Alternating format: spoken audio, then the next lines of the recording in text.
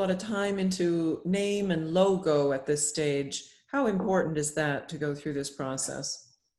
Yeah, good question as well. So, I think it's an important thing to think about. I absolutely would say, before you go and choose your incorporation name and start registering for that, and certainly before you start printing business cards or paying for graphic design, do a knockout search on the trademarks. Make sure you can get the URLs you want. Check for availability and start to secure some of that stuff to know you have some freedom to use these things.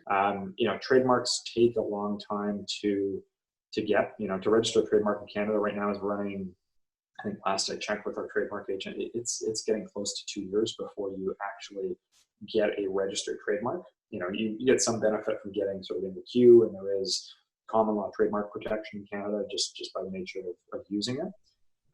But first check, make sure it's clear to use. Then you can start using it. Focus on the logos less, I'd say. Get the protection for your name. Assume that your startup's going to pivot a bunch of times. So nail down the stuff that needs to be nailed down, and sort of maintain some flexibility on other pieces.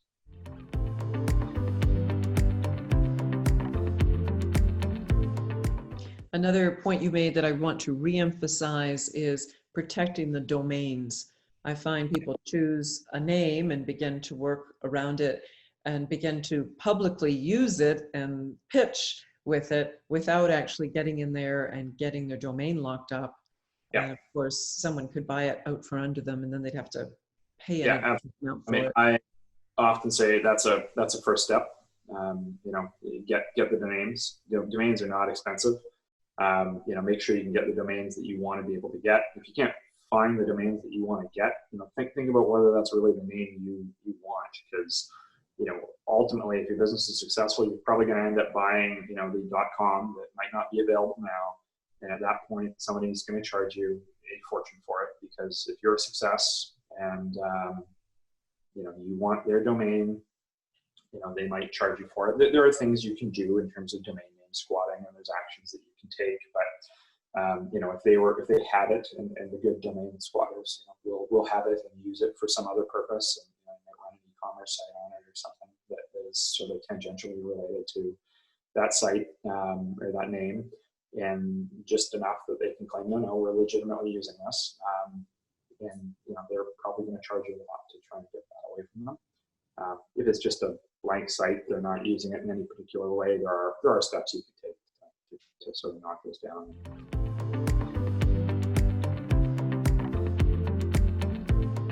When companies are incorporating, they have to choose a jurisdiction as to where to incorporate. Can you walk us through the considerations of how that works? Probably want to consider two main things, and that would be either incorporating federally under the Canada Business Corporations Act, or incorporating under BC law under the Business Corporations Act of British Columbia. Each has its own benefits, and I can touch on that a little bit, but before I sort of go down that road, the other third option that a lot of founders think about is, I've read on the internet, or I've talked to some investor and they said I should incorporate in Delaware. If you are Canadian tax resident, Canadian citizen, and you plan on sort of having the bulk of your employees, in Canada developing technology, incorporating in Delaware is, for the most part, not a great idea. To go back to those incentives, the SHRIP credits and IRAP and other things. The second you incorporate in Delaware, some of those programs will be closed off to you.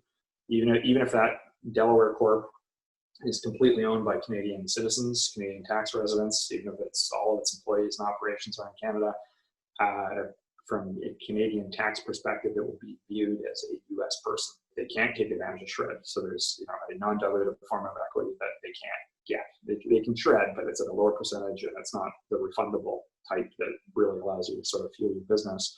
And the other thing is that has a tax impact for all your employees that you're granting options to as well, because they get benefits for being option holders in CCPC, Canadian Control Private Corporation.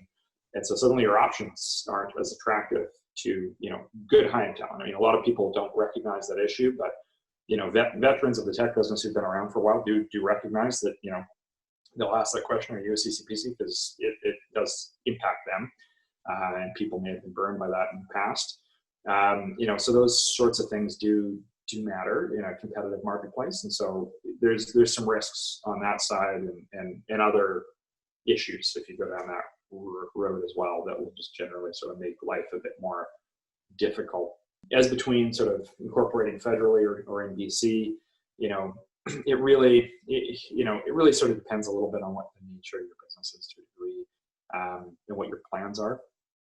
For the most part, for companies that plan on staying headquartered in BC, that are running sort of global businesses, planning to scale, ultimately planning to probably sell this thing off to sort of a foreign entity in most cases. I like the BC company. I think it offers a lot of flexibility. It's a more modern piece of legislation created sort of after the Other Business Corporations Act in the country, and it's quite a standalone piece of legislation from the models employed by most other provinces, which are modeled off the federal act. As I said, it doesn't have restrictions on foreign directors, which gives you a lot of flexibility as you build out your board and as you bring investors on, that you're not sort of constantly watching that. If it turns out one of your founders needs to move down to the States to open a new office or something like that, and you've already got a bunch of foreign investors, you're not sort of sitting there going, ooh, we're going to be offside this thing. All of a sudden, you've got that flexibility. The act itself for startups has a lot of things that it has codified within it to go back to sort of some of the cleanup type things we were talking about earlier, in terms of if you haven't set up your business properly and you're looking to sort of ratify and fix things up.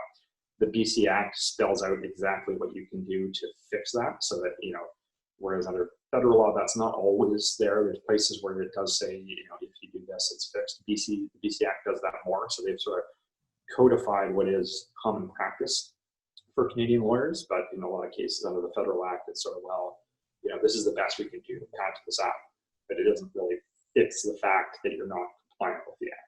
It limits your risk and it's sort of cleaned up, but there's still this lingering historical non-compliance. Ultimately, when you go and close a transaction, as well, if you are selling to a foreign company, they're probably going to be using a BC company. And so for your acquisition vehicle, it's sort of the most common acquisition vehicle for foreign buyers of Canadian businesses.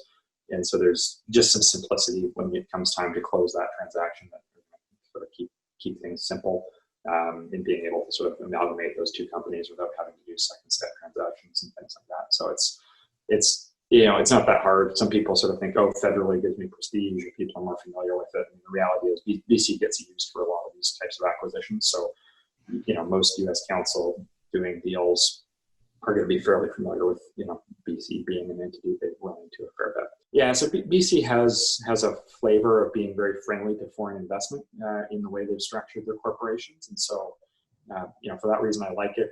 Being out in BC, it's also a lot easier. We're dealing with a registrar who's here, as opposed to if you incorporate federally, there's time restrictions. You're dealing with a registrar that's based in Ottawa that sort of has cutoff times based on East Coast time zones. Those things don't really matter most of the time. It's a nuisance, adds a bit of anxiety when you're trying to close a big deal and you make a filing and you gotta, instead of having a deadline that's, 4:00, it's noon, and you're waiting for wire transfers to hit. So it's, for all those things, there's an easiness with BC businesses. Costs are slightly lower. If you incorporate federally, you need to pay the federal incorporation fees and also extra provincially register that in BC or whatever province you're doing business in. And that's every year you'd have to annually pay sort of fees in both jurisdictions.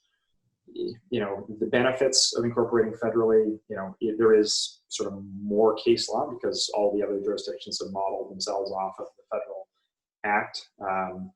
There's more case law on it, so there's a bit more certainty on certain things, just because a lot of the other cases, even other provinces, because the acts are modeled off of the federal act, they'll apply across all those jurisdictions because the wording will be the same, and so they'll be interpreted by courts to apply in the same way.